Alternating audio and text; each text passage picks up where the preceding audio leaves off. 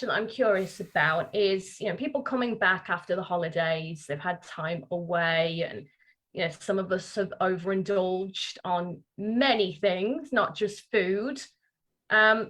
What is a good way to get motivated after the holidays?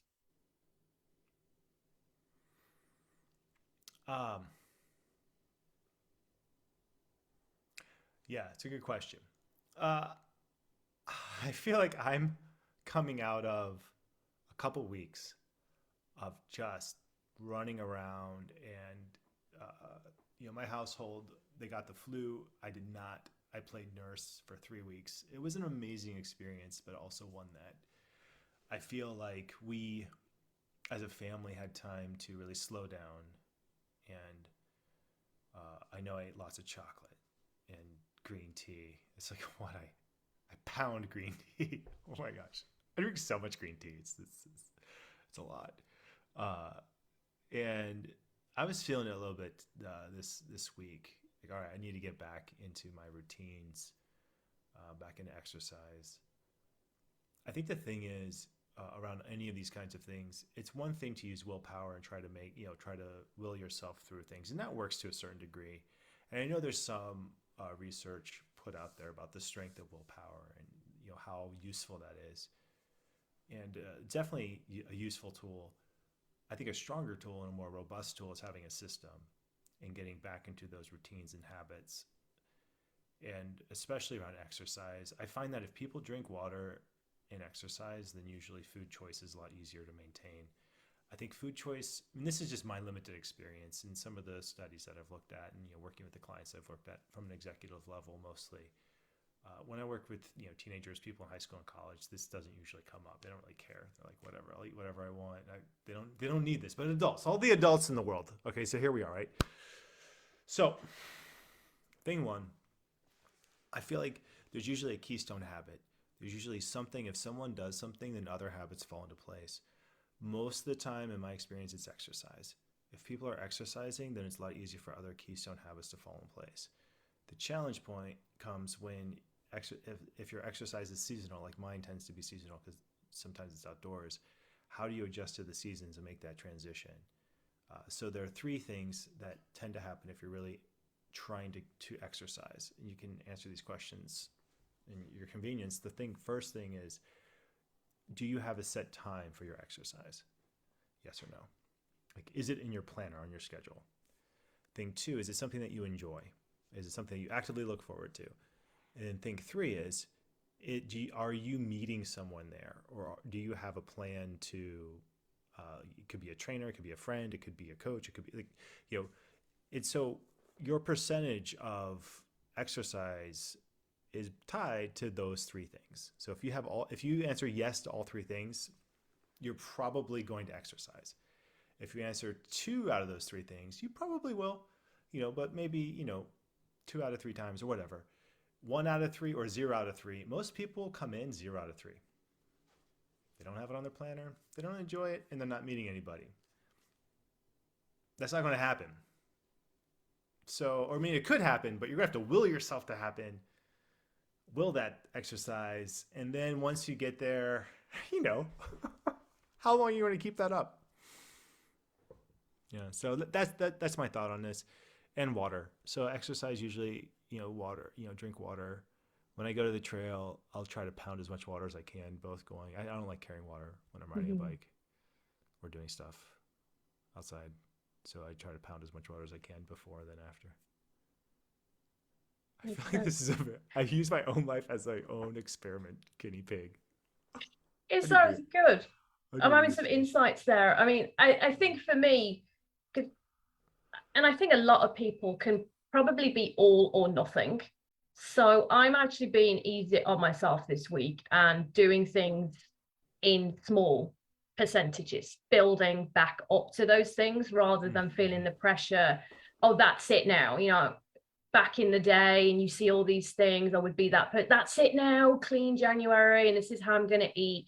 That does not work for me, because then I just feel that I'm in lack versus abundance. So I am slowly bringing myself back into that place. And same with work as well. I blocked a lot of time in my schedule this week to catch up on emails and not going gung ho, working really early in the morning to really late at night.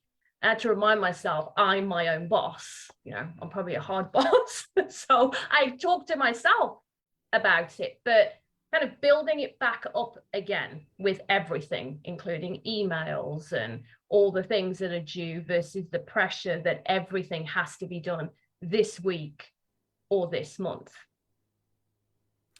Right.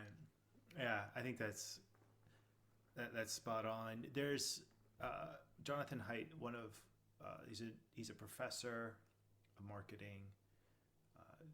He does some brain research.